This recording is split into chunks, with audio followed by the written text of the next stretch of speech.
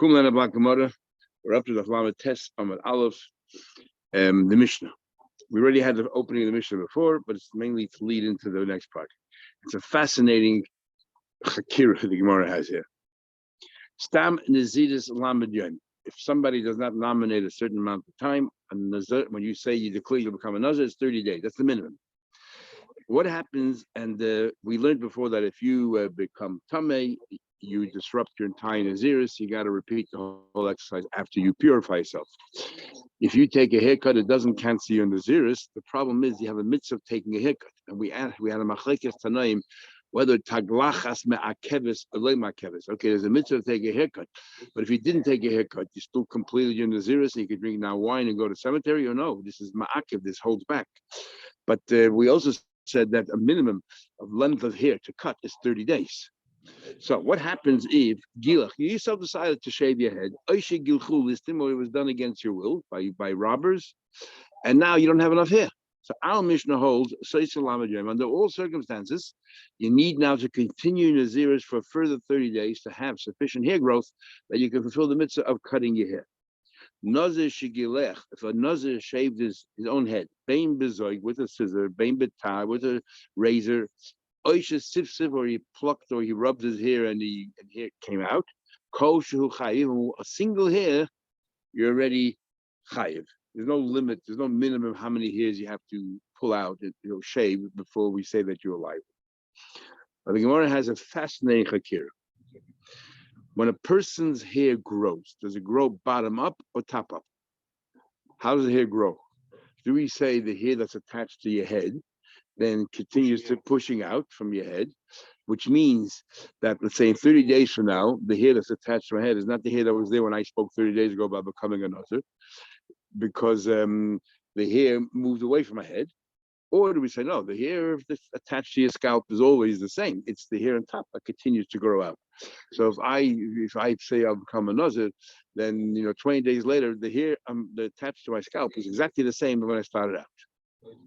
That's one thing that we're going to talk about. Another thing we're going to talk about is, according to one opinion, that there's two hair growths periods. There's one, a 30-day hair growth, we just said. There's also a 7-day hair growth. A 7-day hair growth, your hair grows long enough that you can take it back and loop it back towards its origin, towards the root. And that might be a significant hair growth as well, as we'll see, that sometimes that's good enough that you don't have to wait any longer. So let's do the Gemara. You have a question. Hi, Mazi, your hair, does it grow from the bottom up? Or the top continues to grow out? What do you ask me? This is a question. The question is, what happens? This person against his will was shaved, but it wasn't shaved completely. He didn't get a crew cut. He got a number of 3. That what? By the left hair on his head sufficient that you still have some. You have still hair. You can take it back, the tip of your hair, and bring it back to your scalp. Now, if you tell me that grows out from your scalps, which means that the hair right now that's on your scalp is not the same hair when you started out, Nazir or chocolate. So the fact is that the hair that was there originally when you became a Nazir, they cut off. You can loop back the hair, but that's new hair growth. That wasn't part of Nazir. So then you have to wait for 30 days, let the hair grow again, before you can complete your Naziris. But if you tell me that it grows only from the top out, then my da'akdish hakoyim. Then the original hair that I had when I accepted the promise is still there, and since I still have that hair left, I don't have to wait another 30 days. That's enough. Which one is it? Toshma. You want to bring a proof from a nit, lice, a nit, and the eggs of a lice. You take this live eggs, the koyim be equal to binasa, and they always remain, and by the hair touching your scalp. And they sit there. The nurse sits there and it goes through your hair. They look at there and by where your scalp is to see if there are any nits there. Now, if you tell me that the hair grows out, okay, the nit started out in the bottom of the hair, but then the nit doesn't move. The nit traveled with the hair upwards. So what are you looking at the scalp for? Look higher up. But it should be also by the makeup. It should be in the tip of your hair, not in the part next to your scalp. Said no, that's not proof. Maybe hair grows from the scalp out. But because it's alive, it goes down because it likes darkness and likes moisture. That's right next to your scalp. So that's where it hangs out. Toshma coming here. We'll talk about it in a minute. Toshma coming here. Inva mesa bereisha the binsa. What about if it's a dead knit? They usually hang around the top of the hair, the tip of the hair. So we're going all the way around. The little rub. You can tell me that what it grows from the top out, which is what you're trying to say. Then the equal since this is dead, it's not going anywhere. It should be down on the bottom. Why does it come out on top? Doesn't that prove the fact that the hair that is, what do you call it? That it's always it finds itself at the tip of the hair. So it proves that what that what do you call it? If the tip of the hair is growing out, this is dead. It's not moving anywhere. So it should be found on the bottom. It's a lie that the tip of the hair stays always the same. It's the bottom that grows out. Because there's no life in it, no vitality.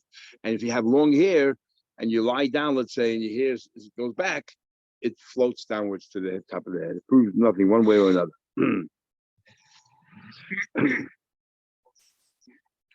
Second mother, Tashma coming here. The kushim. Bloiris is the big machlek is exactly what kind of haircut it is. But some say you completely shave your like a monk. You shave your head all around your head, and you just leave a lump of hair in the middle, and it's very thick hair. And what they would do is they would braid it. They would braid it. So we see that bloided the kushim, the braided hair of these kushim, the bossa, the megadnul, and the braided and everything else. The rafia milatachas. After a while, it starts falling out, unraveling. Where? The part next to the scalp. So we see again that it's the scalp that grows out to the Gemara. Hosam nami, they're also. In other words, it must be because new hair is growing out from the bottom, and therefore it's pushing against that braided hair, not the hair. Because if the hair from the top, then why, and the bottom stays the same, then the braid on the bottom should be just as strong from the end as in the beginning. No, Hasanami, I did come to he Mishicha derachva. You know, you go to sleep, you lie down, and you're lying against the bottom of your head. The rubbing on the bed, on the pillow, is what loosens up the hair. Nothing to do with the hair growth. Toshma, I'll bring another eye. Misakarta the Rafi Amra Milatacha, I'll bring a raya that from the redness. As we'll see in the Braisa, the 10th animal, they were painted with red. And they would see that the hair will grow out, the wool will grow out from the animal, and the red goes with the hair upwards, and the hair next to the body is not red.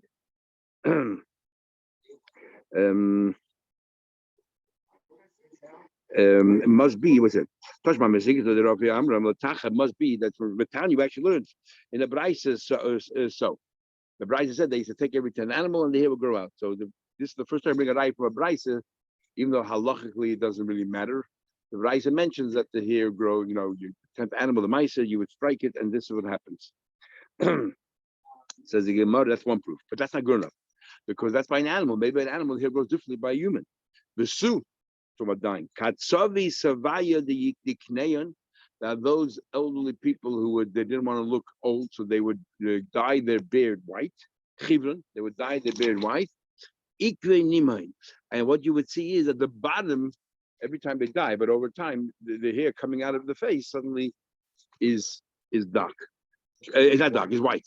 It's a raya that grows from the bottom out. So those who want to prove from here that a person is permitted to dye his hair. If you look at the Shema, there's some people, or those people, that do it. And but there are major functions clearly Paskins is to do with silbush, that you're not allowed to dye your hair to look young. The whole purpose is to be vain, to look young. So it falls under the silbush. But those who say he's mutter, I didn't see too many say he's mutter, is based on this Gemara right here. The Gemara takes the picture, how everyone does it. But the Gemara is not talking about Eden or anything else. They're saying those people who do it doesn't prove one way or another. Okay.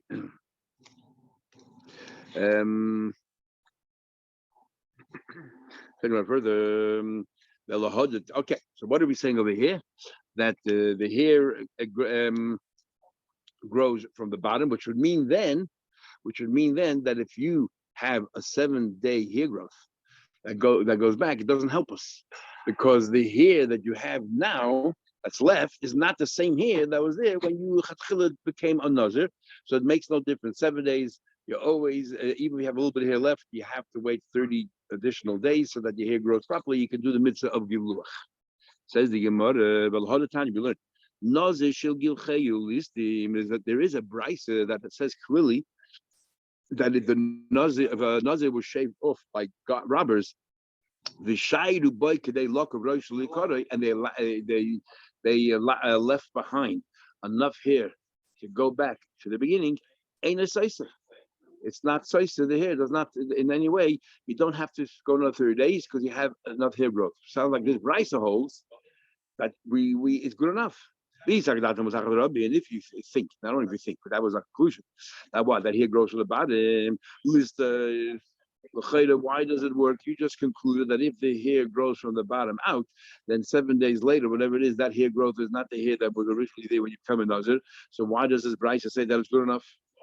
You're right. This Brisa argues on Mishnah because this Brisa kegoin shegilchu achamalei so mani rabelezi.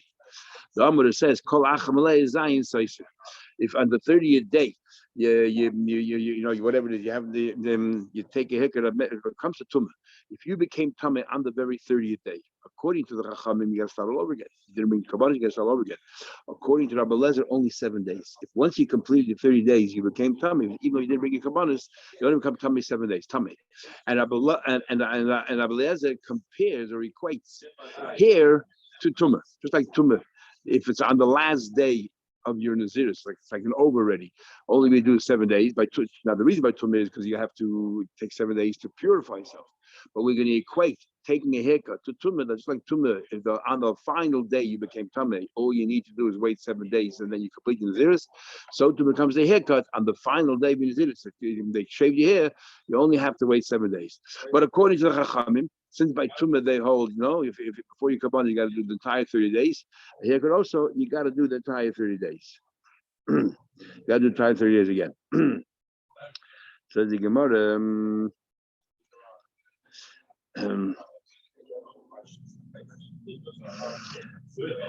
My time with Rabbi Lezer, what's his reason?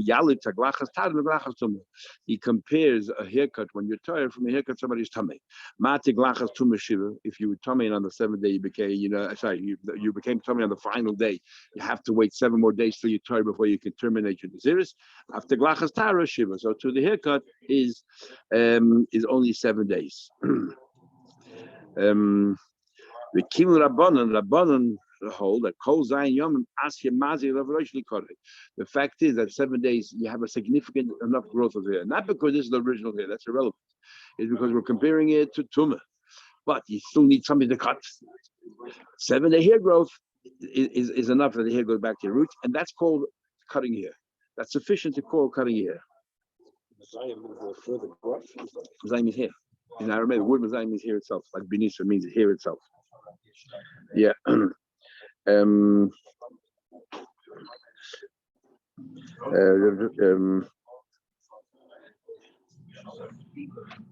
Taisa brings another opinion that could be because you have to wait nothing. Because since it happened at the end of the 30 days, tumah they say you have to know another 30 days. But since the haircut they hold taglachas is not ma'akiv, it's only a mitzvah to take a haircut. Come the 30th day, you finish in the zidus, and now you have no hair. Okay, go back. So there's another opinion that you have to wait nothing at all. Rabbi Lezer was machbet, not his make. What's a korach? The guy who's naturally bald because of hair growth. Then why is he becoming an usher? Sorry? So why is he becoming an usher? Pretty sure he wants to be close to the hair. Doing what? Just the wine. After the wine and Okay. Good question. Anyway, we'll talk about taking haircuts later on in the Gemara. We'll see. Nazir shigilech, a nazir that cut his hair, baby tar, a razor, baby a scissor, or shesifsiv, where he rubbed it and pulled out. Kosher chayv. He won here.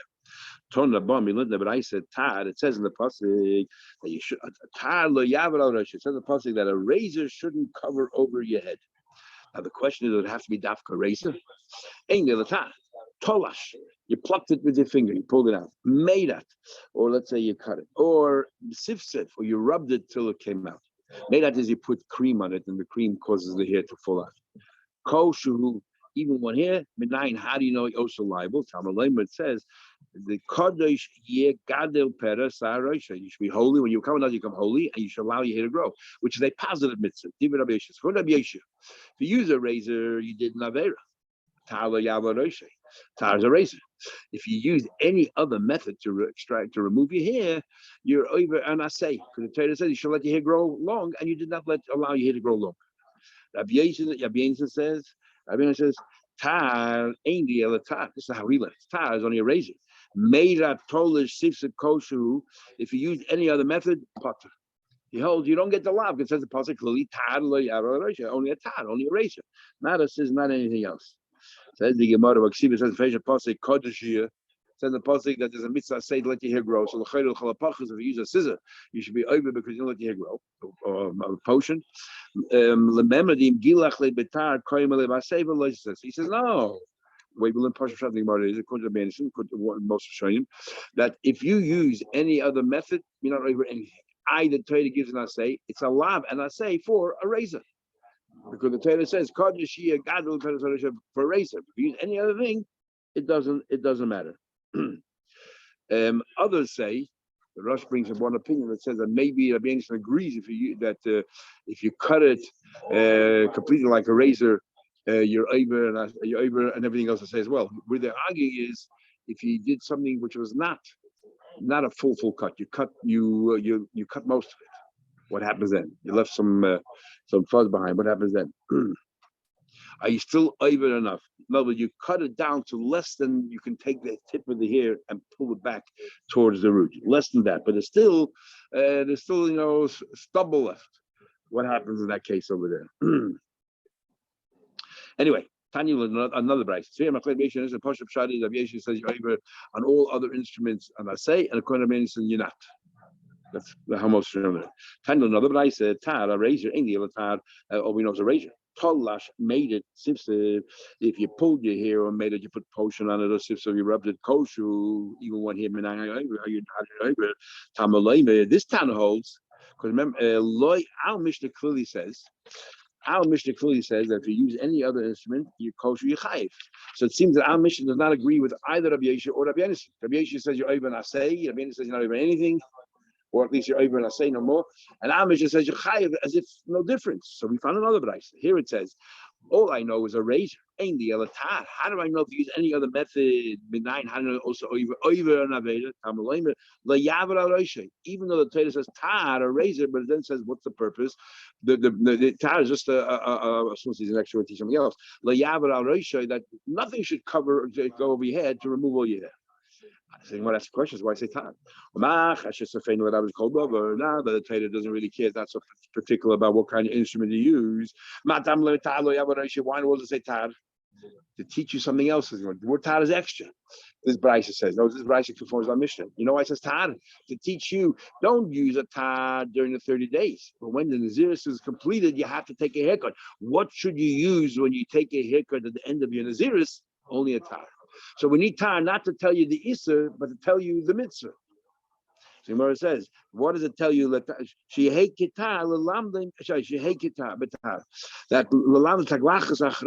final haircut you take when you finish your Naziris is dafka with a razor. But b'shas your nazar, any instrument you use is us. Now, why do you need a pasuk tell you that? We have a mitzvah. Mitzvah also has to shave all the hair. There's a tar. You cannot learn. Say, oh, well, mitzvah you have to take a haircut. Here, you take a haircut. Just this, like over there, it's a razor. No, you can't. Shaidan and kal mechama. By mitzvah, you shave the hair in your entire body. By a mitzvah, all you do is shave the hair on your head. So therefore, by nazar only hair in the head, mitzvah the entire body. So mitzvah is much more stricter than a nazar. So maybe by mitzvah you die your entire body, you need a tar, you need a razor. By a nazar, it's merely the head. Who says we need a razor? Done in kal. You cannot use to learn a lenient mitzvah from a strict mitzvah to be machna. Rebbe says, Einu tzarich. Rebbe says you don't need tar to teach you that. To teach you that at the end of your Naziris, you take a haircut after with a razor. He said you don't need to. You know why? Because anyway, you would know you need a razor. Even if it wouldn't be the extra pasuk tar, you know you need a razor. What do you call it? I hold that tar lo yaver al roishay ad meloy. You know where I learned it from? It says ad meloyis, not because the extra word tar. It says ad meloyis, that you should not shave your head until you finish your 30 days. Ad meloyis. That the Torah says that after meloyis, not because it's extra. This is the partial reading of the pasuk. It says ad meloyis. Don't use a razor until you complete the 30 days, and after you finish your 30 days, then you use a razor. But Gemara goes back. So according to the first Tana, the fact of the matter is, it says tar lo yava roishay. How can Tana Kama say that you chai for any instrument that you use to take a haircut? The fact is, it says tar lo yava roishay. You're telling me that we needed for the teacher at the end of the 30 days to use a tar, but what? But the fact is, it says tar lo yava roishay, which is a lav. The lav of lo yava is a daf tar. So how can you say that you're able on any instrument? Says the Gemara, laver Allah b'shnei lav. To tell you, if you use a scissor or use any other method, you're able one of it. Lo yaver al roishay.